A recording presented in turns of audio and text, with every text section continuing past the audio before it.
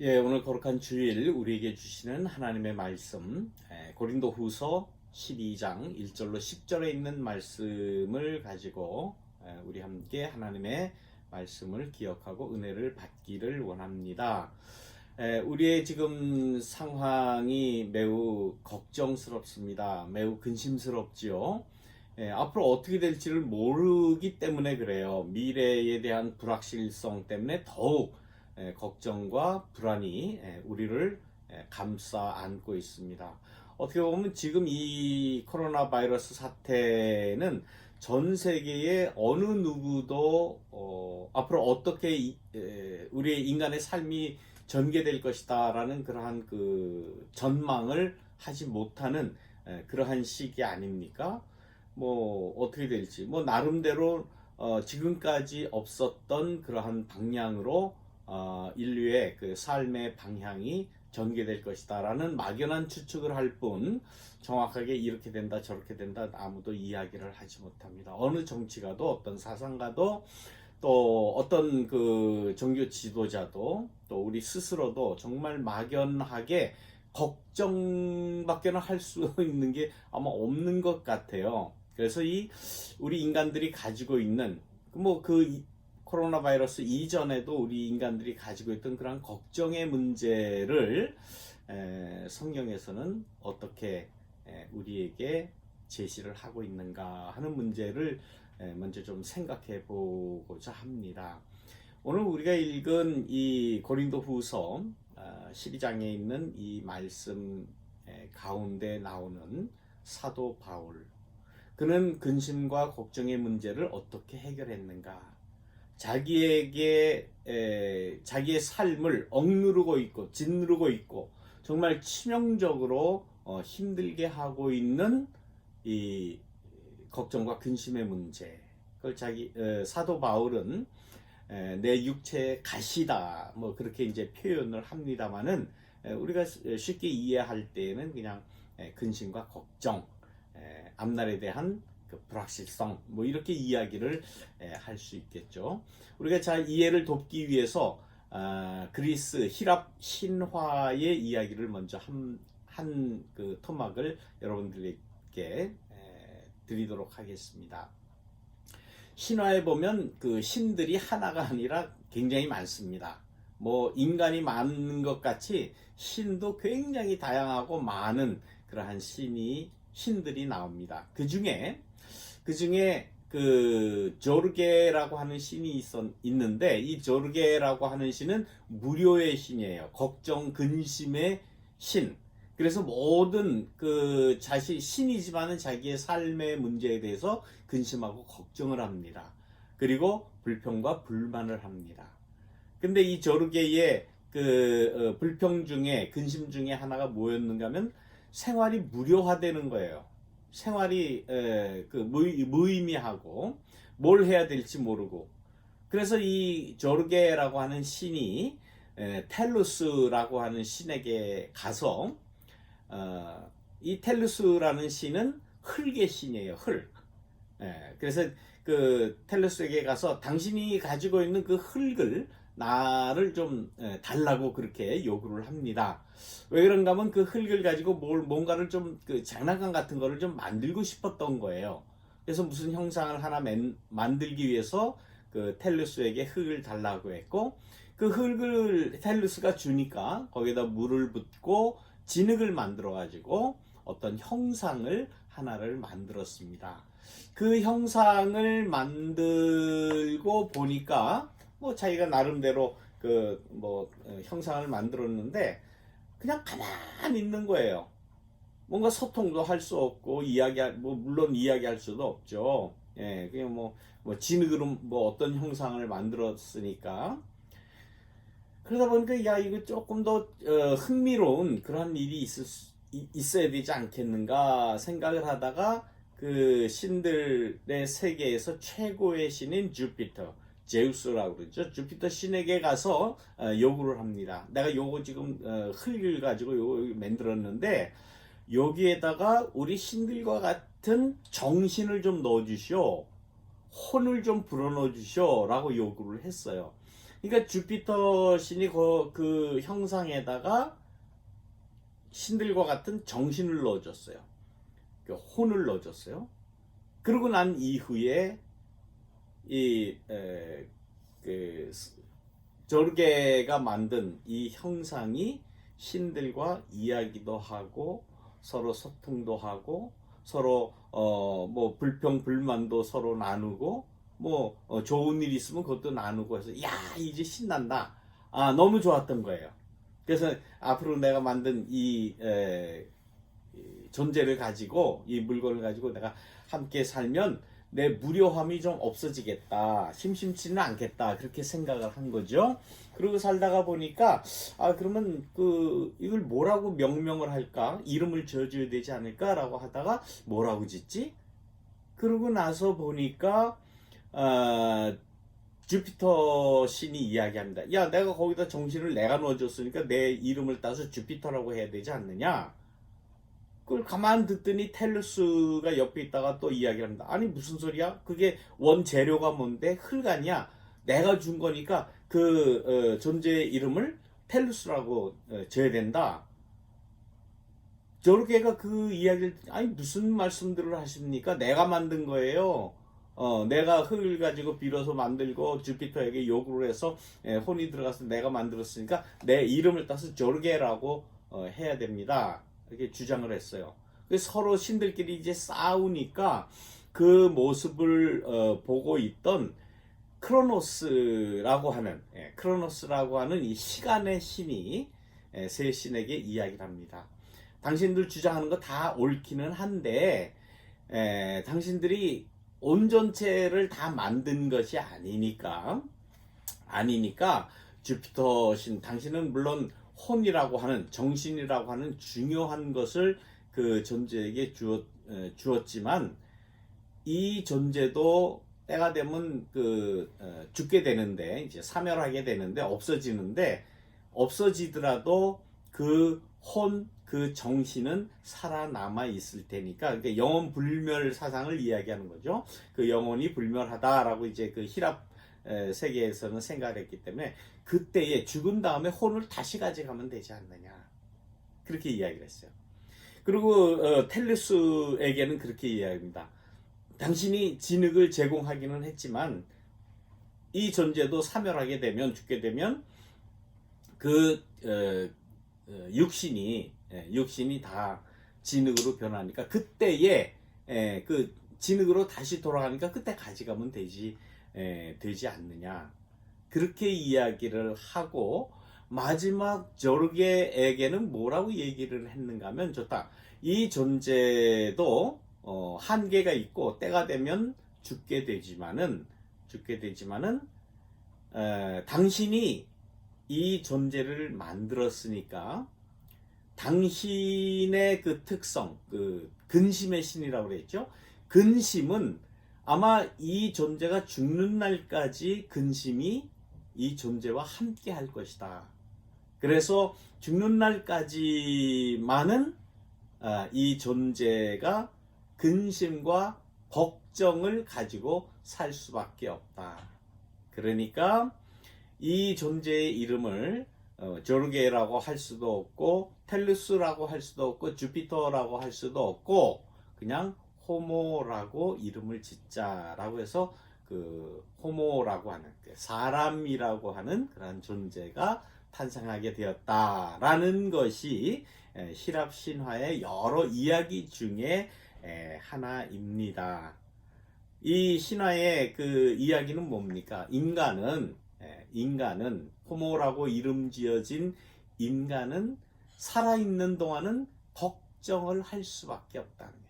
죽어서 그 육신은 땅에 묻혀서 흙으로 돌아간다는 그러한 그 이야기.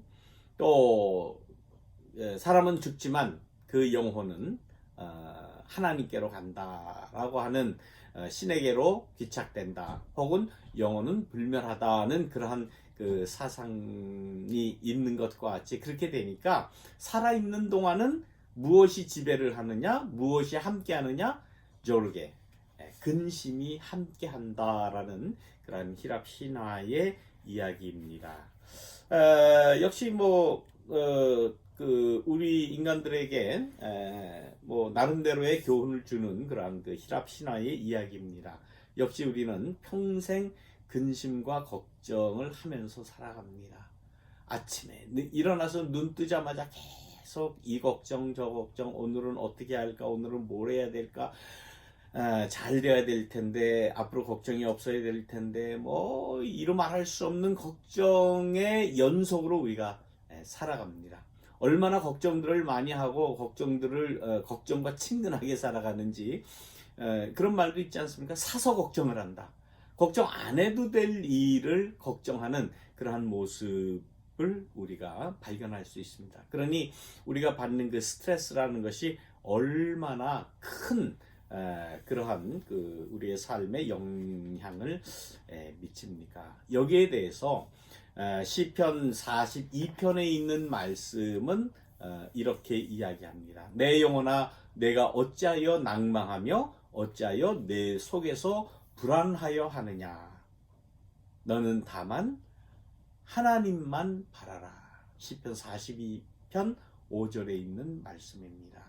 성경은 분명하게 이야기를 해요. 걱정하고 근심하고 이렇게 하지 말고 걱정 근심 다 떨쳐놓고 하나님만 바라라. 그러면 그 모든 문제를 하나님께서 해결해 주실 것이다 라는 그러한 믿음을 우리에게 주십니다. 시편 42편 5절에 있는 이 말씀을 가지고 많은 위안을 받으시는, 걱정 근심 다 떨치시는 여러분 되시기를 간절히 축원합니다. 성경 가운데 뭐 여러 사람들이 나오지만 그 중에 근심 걱정을 훌륭하게 극복한 사람이 있습니다. 그 중에 한 분이 오늘 본문으로 선택한 고린도후서 12장에 나오는 사도 바울입니다. 우리가 사도 바울 그러면 너무나 잘 알죠. 그의 출신이 어떤 출신을 가졌으며 어떤 삶을 살았으며 어떤 일들이 있었는지. 정말 그 사도 바울 처음에는 다 좋았죠. 좋은 집안에서 태어났고 공부 많이 했고 학문의 그런 업적도 남긴 그러한 사람입니다. 누구에게 어디에 내놔도 정말 부족함이 없는 히브리인 중에 히브리인이다. 자기를 그렇게 설명을 하죠. 바리새인 중에 바리새인이다. 하나님 말씀 지키는 것, 경건 생활하는 것, 또 종교 생활하는 것, 신앙 생활하는 것, 모든 면에서 월등한 그러한 삶을 사는 그러한 사람이었습니다. 자기가 가지고 있는 그 종교적 신념을 지키기 위해서 무단히 애쓰면서 심지어는 유대교와 다른 그러한 그 신앙이었던 그리스도교, 예수를 믿는 사람을 이제는 핍박하기까지 했어요. 엄청나게 핍박을 했습니다. 그래서 돌아다니면서 예수 믿는 사람들 잡아가기도 하고 옥에 갖다 넣기도 하고 사람 고문하기도 하고 심지어 죽이기도 한 그러한 그 열정을 그 유대교에 대한 또 율법에 대한 열정을 나타냈던 그러한 사람입니다. 물론 그 당시에 그 헬라 철학에도 능통한 사람이었고 나름대로 국제적인 감각도 아주 뛰어난 그러한 사람들입니다. 그래서 그런지 다른 사람을 무시하기도 했던 그러한 사람입니다. 그래서 지금 예수 믿는 사람들을 잡으려고 다메섹으로 올라가던 중에 예수님을 만났다는 거 아닙니까? 부활하신 예수님이 그 바울에게 그 당시는 바울이 아니라 사울이었죠. 사울에게 나타나서 내가 왜 나를 이렇게 핍박하느냐? 나는 내가 핍박하는 예수다. 그러한 그 나름대로의 그 환상을 보았습니다. 그 당시 사울은 그때 만났던 그 예수님에 대한 어떤 그 이루 말할 수 없는 충격적인 그러한 영향을 받았고, 이분이 분명히 살아있구나. 내 영혼 속에, 내 마음 속에, 내 정신 속에 이분은 분명히 살아나셔서 나에게 어떤 특별한 그 영향을 미치고 있구나라는 그런 확신을 갖게 되었어요. 그때부터 이 사울의 생각은 완전히 뒤바뀌게 되죠. 그래서 이제부터는 예수를 핍박하는 사람에서 복음의 말씀, 예수님을 전하는 그러한 사람으로 변환된 것 아닙니까? 사람이 변했다 이 사울이 바울로 변하는 것과 같은 그러한 변화를 경험한 사람이 아마 별로 없을 겁니다. 그래서 나는 부활한 예수님을 확실히 봤다. 부활한 예수님이 내게도 나타났다. 그리고 그 당시 초대교회에 예수님의 많은 제자들이 초대교회를 이루고 또 공동체를 형성하고 있을 그때에 나도 제자다. 사실 이 바울은 예수님을 예수님 십자가 지기 전에 만난 적이 없거든요. 그러나 그 부활한 예수님께서 나에게 나타나심을 나는 확실히 믿기에 나도 예수님의 제자가 되기로 내가 결단하고 삶을 완전히 180도 바꾸어서 예수님의 제자로 살아가겠다라는 결단과 함께 초대교회의 일원이 됐을 뿐만 아니라 초대교회를 이루는 정말 그 초대 그 예수 복음 공동체를 여기저기다 많이 세우기도 하고 또 설교도 하고 나름대로 기독교 신앙의 체계를 세워 나가는 그러한 놀라운 그러한 그 역사를 만들어간 그러한 사람입니다. 이제는 보니까 율법에 대해서 유대교에 대해서 이제는 반역자가 되었어요. 그렇기 때문에 죽음의 위협도 받았고 로마 체제에 대항하면서 투옥도 당하고 매도 맞고 고문도 당하고 죽을 뻔한 적이 얼마나 많은지 알 수 없습니다.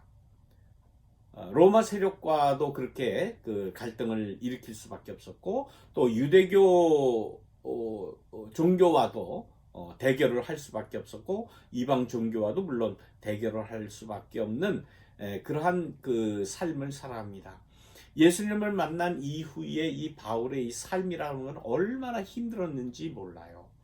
그 모든 내용이 이제 우리가 뭐 이미 다 아니까 반복해서 설명드리지는 않습니다. 그런데 이거는 외적인 것뿐만 아니라 오늘 본문 말씀은 어떤 말씀을 우리에게 전하는가 하면은 이 바울 스스로 내적으로 가지고 있는 큰 고민이 있었습니다. 큰 괴로움이 하나가 있었어요. 알 수 없는 무슨 병인지 알 수 없는 병을 앓은 거예요. 그래서 이 병을 치유받기 위해서 정말 하나님께 또 예수님께 간구를 했다는 것 아닙니까? 내가 3번이나 간절하게 내 병을 위해서 고침을 받기 위해서 기도를 했다. 그러나 그 병이 없어지지 않았다라는 거죠. 그래서 그 병이 무슨 병인지는 알 수 없지만은 내 육체의 가시다. 그렇게 표현을 하고 있습니다. 육체에 박힌 가시다. 어디에 박혔는지는 알 수 없습니다. 그 병이 무슨 병인지 아직도 알려지지를 않습니다. 뭐 더러는 간질병이었다, 무슨 병이었다, 뭐 나름대로 다 이야기를 하지만은 알 수가 없는 거죠. 근데 무슨 표현을 쓰는가 하면 가시라는 그러한 표현을 합니다. 그 왜 가시라고 표현을 했을까? 거기에 대해서 저는 한 25년 전에 이제 한 30대 그 중반쯤에 통풍이라는 병을 제가 알았어요. 여러분 뭐 대부분 아시는 분들 많이 있을 겁니다. 사람이 단백질을 섭취했을 때에 단백질이 안에서 이제 분해가 되면 요산이라고 하는 것이 유릭 엑시드라고 하는 요산이 생겨나는데 그 요산이 보통 사람들은 다 이렇게 배출이 됩니다. 근데 배출을 하지 못하고 그 요산이 쌓이는 거예요.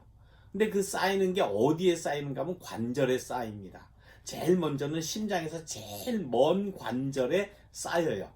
그 제일 심장에서 제일 먼 관절이 어디입니까? 이 발, 지금 손이지만 발이라고 생각할 때에 여기 있죠. 엄지 발가락 첫 번째 요 마디. 여기에 그 요산이 쌓여요. 그래서 그것이 쌓이면 얼마나 아픈지 이루 말할 수가 없어요. 어느 그 한방에서는 그 고통을 표현할 때 호랑이가 물어 뜯는 것 같이 아프다라고 이야기를 해요. 그리고 바람만 불어도 그 바람만 쬐끔 부는 바람만 맞아도 통증이 생긴다라고 할 정도. 그래서 이름이 통풍이라고 이름을 지었다고 그럽니다. 그것을 알아본 분들도 요즘에 굉장히 많아요. 아마 알아본 사람은 그 통증이 얼마나 큰지를 알 겁니다. 꼼짝 못해요. 정말 뭐 걷는 거는 상상도 하지 못하고 그냥 누워서 이 다리를 조금 이렇게 높은 베개에 이렇게 올려놓는 것 이외에는 다른 방법이 없어요. 한번 이 통증 어택이 오면은 꼼짝 못합니다. 그렇게 하고는 최소 일주일을 견뎌야 돼요. 그 통증을 그냥 견딜 수밖에 없어요. 그래서 제가 그 통풍에 이제 거의 이제 박사가 됐는데, 의학적으로 이제 물어보니까 그 요산, 발 맨 끝에 그 관절 마디에 쌓이는 그 요산의 결정체가 어떻게 생겼는가 하면, 유리를 딱 깨면 유리가 이렇게 쫙 하고 깨지면서 이렇게 삐죽삐죽해지잖아요. 요산의 결정체가 그렇게 생겼다고 이제 그럽니다. 그래서 그 뾰족뾰족한 그 결정체가 마디에 있는 신경을 찔러서 그렇게 아프다고 그렇게 얘기를 하더군요. 그래서 이게 아마 이 사도 바울이 육체의 가시라고 표현하는 것이 그때 당시 저로서는 뭐 그게 최고의 고통이었으니까 이 그 사도 바울이 육체의 가시라고 표현했던 건 아마 이 통풍이었나 보다. 그래서 저는 그때도 그런 말씀을 늘 하곤 했습니다. 아무튼 우리 사람이 병을 가지고 있고 그 병으로 인해서 치명적인 삶에 그러한 그 영향을 받을 때에 정말 어찌할 수 없어요.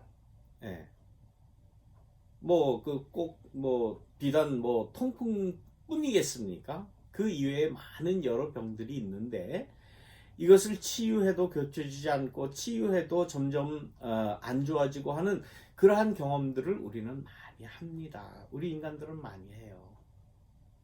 지금 뭐 전 사회적으로 이 코로나 바이러스는 백신도 없잖아요. 약도 없어요. 치유도 안 돼요. 걸려서 몸에서 자발적으로 항체가 생겨나지 않으면 죽을 수밖에 없는 거예요.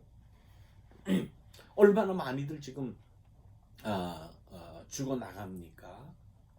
정말 이로 말할 수 없는. 그런데 더 큰 문제는 뭐예요?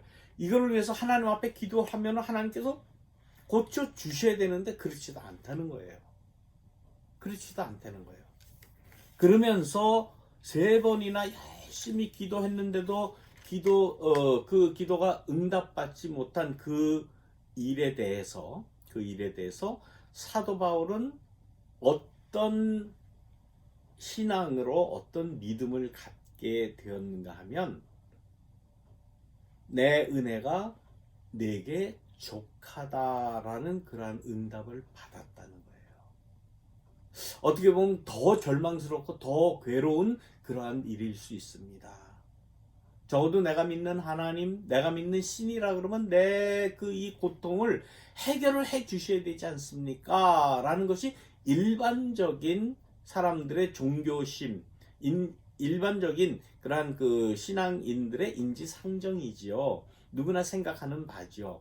내가 기도하면 이루어져야 되고, 내가 요구하면 들어줘야 되고, 내가 고통을 호소하면 그 고통을 제해줘야 되는 것이 그 신의 역할이 아니냐라고 우리가 생각하고 그것이 신앙이다라고 이야기할 수 있는데 사도 바울은 그것이 아니었어요.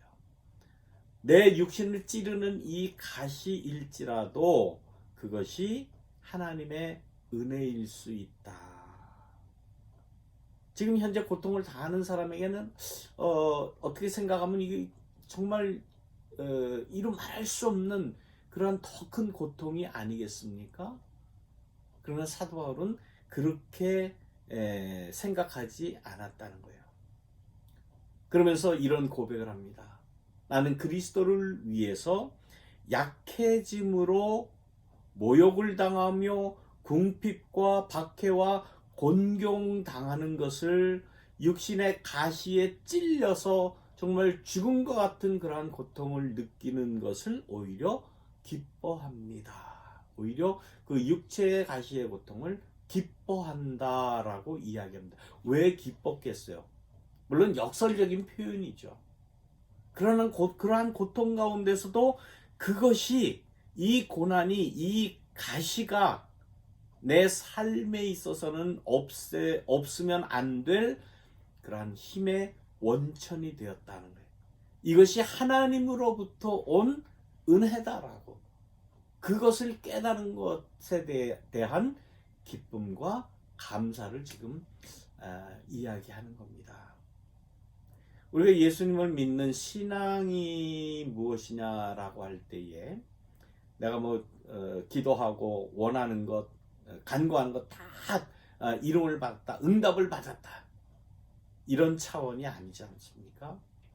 그런 가운데도 이루어지지 않아도, 그 육체의 가시가 없어지지 않아도 나를 찌르는 내 삶을 힘들게 하고 괴롭게 하고 내 영혼을 뒤흔드는 그러한 일일지라도 그것을 내가 내 영혼 속에 내 삶 속에 간직하면서 더 큰 힘을, 더 큰 은혜를 내가 받을 수 있다라는 이러한 그 역설적인 이러한 그 은혜, 이러한 그 고백을 사도 바울은 했다고 하는 것입니다. 고통스러울 때 그 고통이 금방 없어질 것이다, 금방 해결될 것이다, 이러한 말만 계속 준다고 그것이 이루어집니까? 이루어지지 않죠. 요즘에 그런 것을 뭐라고 하는 게 희망 고문이라고 그러죠. 예, 희망, 나아질 것이다, 좋아질 것이다, 이름을 받을 것이다, 응답 받을 것이다 라는 이야기를 자꾸 한들 해결이 됩니까? 해결되는 일이 별로 그렇게 없어요. 그리고 기독교 신앙에서는 해결받고 이루어지는 것을 축복이라고 이야기하지 않습니다. 오늘 사도 바울의 이 말씀이 바로 그런 말씀이에요. 우리는 가시, 내 육신의 가시라는 그러한 말씀을 오늘 드렸는데, 여러분들 아마 유럽에 전해지는 그러한 전설 가운데, 이야기 가운데 가시나무 새라는 그러한 이야기를 아마 여러분들 더러 아실 겁니다. 가시나무 새. 이 가시나무 새가 있는데 이 새는 평소에 전혀 새소리를 내지 못한다고 그래요. 그러다가 마지막에 가시나무를 만났을 때에 가시나무를 향해서 그 가시나무에 내려앉아서 쉬려고 가다가 보니까 그 가시나무가 너무 뾰족한 게 보이지 않고, 그래서 그 가시나무에 찔렸어요, 이 새가. 그런데 평소에는 그 새 소리 짹짹짹 하는 그 노래하는 소리를 내지 못하던 이 새가 가시나무에 찔렸을 때의 마지막으로 아름다운 그러한 그 새 소리를 내면서 피를 흘리면서 죽어간다라고 하는 그러한 이야기입니다. 가시나무 새라고 하는 그런 노래도 있죠. 노래도 있고 소설도 있고, 그 소설을 중심으로 한 그런 영화나 드라마도 많이 있습니다. 여러분들 오래된 그런 영화나 드라마니까 여러분들 한번 찾아보세요. 그 중에 하나가 어떤 신부의 이야기입니다. 아주 젊고 잘생기고 똑똑하고 공부 잘하고, 그래서 아주 이른 나이에 대주교가 돼요. 그래서 한 교구를 이렇게 목회를 해나가는 이 신부가 있는데, 이 신부에게는 어렸을 때부터 알고 지내던 한 여인이 있었습니다. 근데 이 여인이 이 주교를 너무나 사랑을 해요. 근데 이 사랑하는 이 랄프라고 하는 이 사람은 수도원에 들어가게 되었고, 또 신학교에 들어가고 신부가 되고 대주교가 된 거예요. 신부 그러면 결혼하지 못하지 않습니까? 그러나 어느 때에 정말 그 어떤 섬에 둘이 가게 되었고, 거기에서 정말 대주교의 옷을 다 벗어버리고 아주 깊은 둘만의 시간을 보내고 사랑을 하게 됩니다. 한 주간 지나고 다시 성당 교회에 돌아왔을 때에 이 대주교는 깊은 근심에 쌓일 수밖에 없었어요. 내가 하나님만 섬기고 그야말로 하나님과 결혼하기로 한 이러한 그 약속을 파기하고 내가 다른 이성을 이렇게 사랑했으니 나는 이제 더 이상 이 신부의 또 이 하나님의 이 일을 신부의 일을 감당하지 못하겠다라는 그런 자책과 함께 나이 많으신 추기경, 대주교보다 더 높은 그런 직급이죠. 추기경에게 가서 고해 성사를 합니다. 내가 이런 잘못을 했습니다. 내가 다른 여인을 사랑하면 안 되는 입장에서 그 여인과 사랑을 나누었고 그렇기 때문에 난 더 이상 이제는 이 사제의 직무를 감당할 수 없습니다. 고해 성사를 하고 이제 그 사제의 직무를 그만두려고 그렇게 마음 먹었을 때에 나이 많으신 그 추기경이 그런 이야기를 해줍니다. 고해 성사를 다 듣고는 그 일은 그 한 여인과 사랑을 나눴고 지금 마음속에 큰 자책감으로 죄책감으로 가지고 있는 그 일은 당신의 삶을 당신의 전 인생을 놓고 볼 때에 당신 마음속에 있는 영혼 속에 있는 큰 가시라고 생각하십시오. 그 가시는 당신의 영혼을 늘 평생 찌를 겁니다. 그러나 그 육체의 가시를 가지고 더 완벽한 그러한 그 사제로 더 완성된 그러한 인격으로 지금의 이 일을 계속하라라는 그러한 그 교훈을 줬다고 합니다. 아마 그 후에 그 일을 계속 감당을 했겠죠. 우리들은 다 그런 그 육체의 가시를 하나씩 가지고 있을 거예요. 저 역시 마찬가지고 이 세상의 사람들은 누구나 다 마찬가지일 겁니다. 내가 내 영혼을 찌르는, 내 정신을 찌르는, 내 삶을 찌르는, 내 가지고 있는 그런 근심과 걱정의 문제를 어떻게 해결을 할 것인가. 성경은 우리에게 분명히 이야기합니다. 아까 말씀드린 시편에 있는 여러 말씀. 내 영혼아 내가 어찌하여 그렇게 낭망하며 근심하며 걱정하며 그렇게 자책하며 죄책감을 느끼느냐. 너는 다만 하나님만 바라라. 우리가 다 죄인입니다. 다 부족함이 있습니다. 다 연약함이 있습니다. 그러나 그것을 나를 책망하는 그런 것으로 여기지 말고 그것이 있을지라도 그것이 나에게 큰 은혜일 수 있다. 이것이 나에게 큰 하나님이 주시는 나에게 그 큰 은혜다라는 그러한 확신과 함께 우리의 신앙을 하나하나 더 쌓아나가는 우리가 되었으면 좋겠습니다.